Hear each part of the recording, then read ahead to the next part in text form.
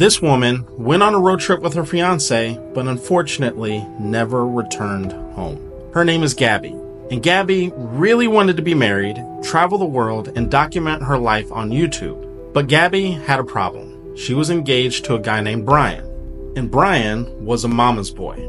Brian's mom was not only jealous of Gabby, but she would also do little things to sabotage the relationship, which I'll get into a little bit later. And not only that, but Brian himself was also very controlling, abusive, and manipulative. Like most unhealthy relationships, this one moved very quickly even though Brian and Gabby were very young. They started dating and moved from Long Island, New York to Florida to live with Brian's parents. When Gabby told her friends and family, even though they liked Brian, they were all in a bit of shock. But like I said, this relationship was moving really quickly. So one day she was making an announcement, and the next day she was packed up and moving to Florida with Brian. So now Gabby and Brian are in Florida, and in the beginning, everything was fine. Brian's mom and Gabby were getting along, and so were Gabby and Brian. But as Gabby and Brian started spending more time together, Brian's mom became increasingly jealous and agitated. When she didn't get the attention she wanted, she would give Brian and Gabby the silent treatment.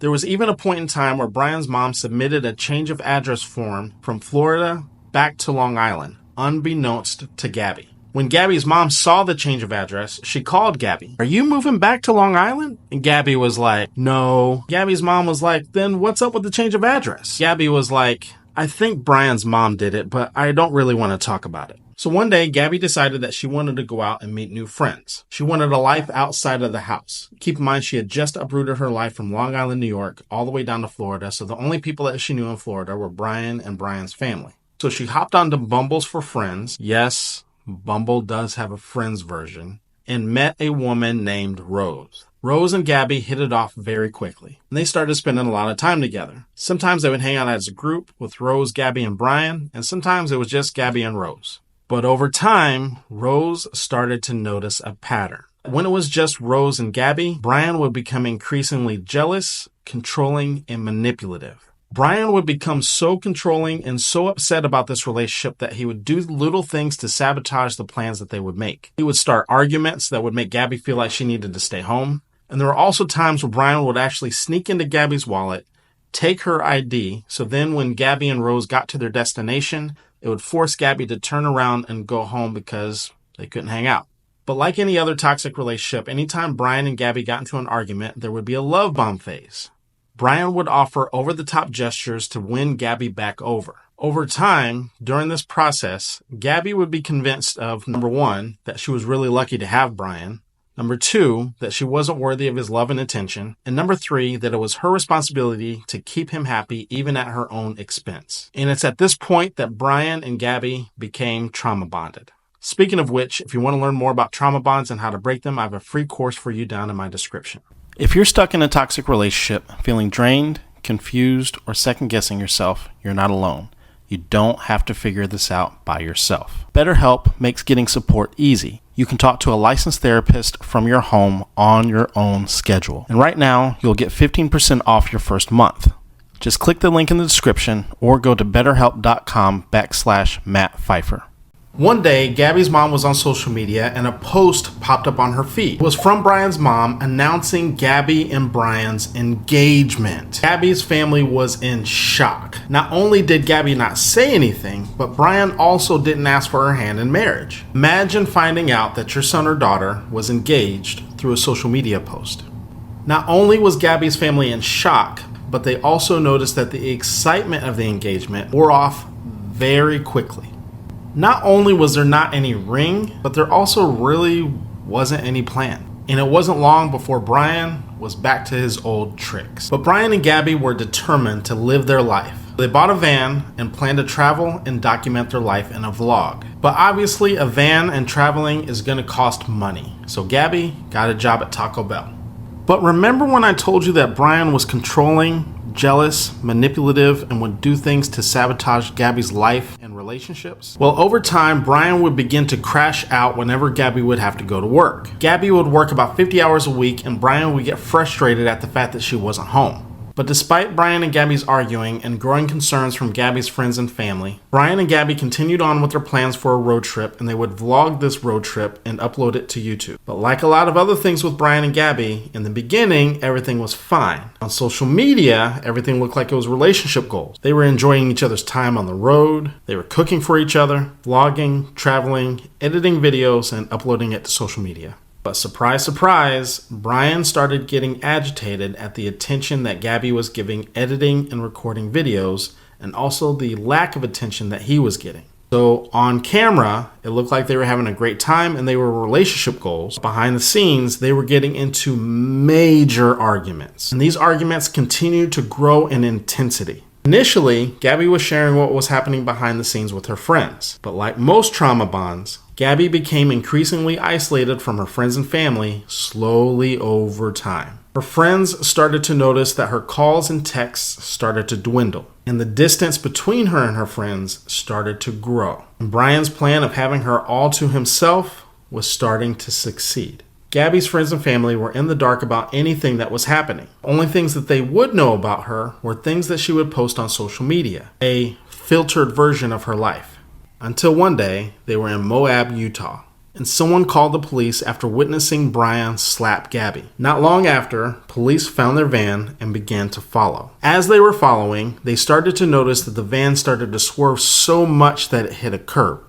And this is when things really started to unravel for Brian and Gabby. But here's where things get interesting. Police see marks, scratches, and bruises on both Brian and Gabby. So they separate the two and question both of them. Now remember, we're talking about a toxic relationship and we're talking about a trauma bond. So oftentimes in a trauma bond, a victim will accept all responsibility because they think that their partner's happiness and well-being is their responsibility, even at their own expense. So anything that's happening wrong in the relationship is all their fault, because internally they believe that their self-worth is tied into not only this relationship but also into this other person, even if the other person is treating them poorly. So Gabby, when speaking to police, not only defends Brian, but also accepts full responsibility. Now keep in mind, there was witnesses that had just witnessed Brian slapping Gabby. And Brian, on the other hand, tells police that he was just trying to keep his distance, and that he didn't do anything to Gabby, even though there was clearly marks on her face and bruises on her arm. And during this time period, police allow Gabby to call her mom. And when she does, she downplays the fight and tells her mom that Brian locked her out of the van. After getting their stories, police get together and they debate on how much they actually want to escalate this. A quick disclaimer, every state's domestic violence laws are very different. I'm not sure what the letter of the law is in Utah, but it was up for discussion amongst these officers. They were considering filing charges, but keep in mind, they were thinking of Gabby as being the aggressor, and they didn't feel like she was an actual threat to Brian. So they were left with three options. They could file charges, and then one or both of them would have to go to jail. Option 2 was to separate them for the night, and option 3, just send them on their way. So they went with option 2 and treated Brian like he was a battered husband. And they put him into a hotel for the night, in a hotel specifically for victims of domestic violence. And they left Gabby to stay the night in the van. A lot of people are upset by this. Brian and Gabby were instructed not to contact each other for 24 hours. But like they do with every other situation, Brian and Gabby ignored advice from outsiders, and they were back together that evening and continued on with their trip. Now at this point, Gabby's friends and family are very concerned. Gabby's mom wants her to fly home, and her friends want her to break up with Brian. But like I mentioned before, at this point, Gabby's trauma bonded. And when you're struggling with a trauma bond, the smallest glimmer of hope intensifies the trauma bond. So therefore, the more that people begin to push to encourage that person to leave, the more that person begins to cling, because their identity, self-worth, and self-esteem is tied into this relationship. And they feel like they themselves are the reason that this person is acting this way, that somehow they can fix it. But also, as confusing as trauma bonds are, people who are involved in them also know that the relationship is unhealthy. And this was true for Gabby as well. So, therefore, she reached out to her ex, Jackson. And she tells Jackson that she knows that she needs to leave, just doesn't exactly know how to do it. For the next few days, Jackson and Gabby's phone calls would increase. And Jackson would quickly become a person for Gabby to confide in. One day, Gabby called Jackson, but Jackson wasn't able to pick up because he was at work. Now, around this same time, there was a series of text messages between Gabby and her mom, and they alluded to a possible separation or breakup between Gabby and Brian. Some people suspect that Brian found out about Gabby contacting her ex. Other people think that he was just upset about a potential breakup. But one thing is very clear. Based on this footage of them at Whole Foods, Brian was clearly upset. After this, Brian and Gabby went to a campsite and things started to get really weird. She wasn't posting on social media, she wasn't communicating with her family, and she even missed a planned phone call to a friend for her birthday. So Gabby's mom reached out to Brian's mom. Hey, have you heard from the kids? I'm starting to worry about them. Not only was this message received, it was also in blue. And if you're an iPhone user, you know what that means, so pay attention. After no response, Gabby's mom reached out to Brian's mom again. This time the message came back in green. She had been blocked. So Gabby's dad reaches out, and they just left him on red. They didn't even respond. Keep in mind, these two are engaged to be married. This is their daughter-in-law to be. So at this point, Gabby's family understood that there was something was up, and they called police. But here's the problem.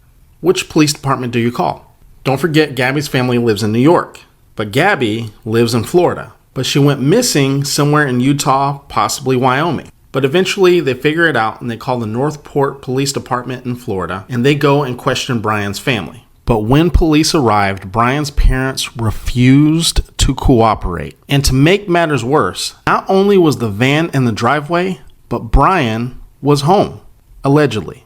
And that's a big allegedly. I'm going to get into the reasons why a little bit later. So at this point, everyone has realized that something bad has happened to Gabby. Not only had Brian and his family lawyered up at this point, but Brian had left Gabby wherever she was. So police and Gabby's family start a search for Gabby. This search was massive. It involved multiple different states, multiple different police departments, multiple different agencies. So this grabbed a lot of people's attention, including national media, and it was all over social media. The FBI got involved, they had drones, there were people on horseback, and they were also tracking cell phone pings. Meanwhile, back in Florida, Brian suddenly goes missing. And remember when I said that Brian was allegedly home? Some people believe that Brian never came back, but that's another video for another time. But either way, in this moment, at this time, authorities were called by Brian's mom and dad, saying that they had not seen Brian in days and that he was missing. So now, not only is Gabby missing, but so is the number one suspect in her disappearance. So FBI agents search Brian's home. And remember back when I told you that Brian was a mama's boy? Well, FBI agents found a letter from Brian's mom to Brian, and it said, "Burn after reading," aka for your eyes only. And it said, "You are my boy. Nothing can make me stop loving you. Nothing will or ever could divide us, no matter what we do. If you were in jail, I would bake you a cake with a file in it. If you need to dispose of a body, I would show up with a shovel and garbage bags." Meanwhile, the search team got a lead on the search for Gabby. Someone, while they were out hiking, got video footage of Gabby's van parked at a campsite around the time of her disappearance. This narrowed the search down significantly, and after almost a month of searching, they found Gabby's body. So now at this point, the focus is finding Brian. According to Brian's family, Brian left the home to go hiking to relieve himself from all the pressure of the protests that were happening at his house. Police say that they lost track of Brian because they confused him for his mom. Agents began to search at a local park that Brian was known to hike at.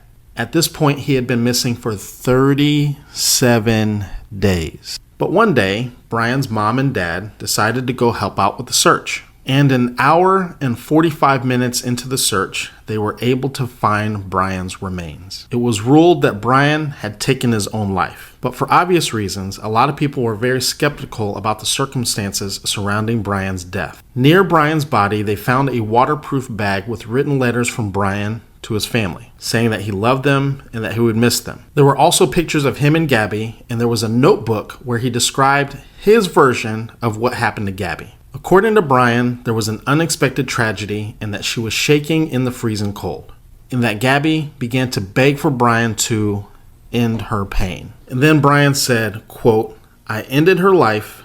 I thought it was merciful." But none of what he described was accurate with Gabby's autopsy. In 2022, Gabby's family filed a wrongful death lawsuit against Brian's family. That lawsuit ended in a settlement in 2024.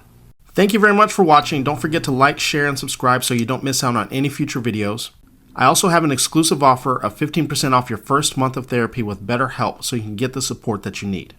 If you want to see more storytelling videos like this, you can click the link on the screen, or there's also links down in the description. And with that being said, I'll see you in the next video.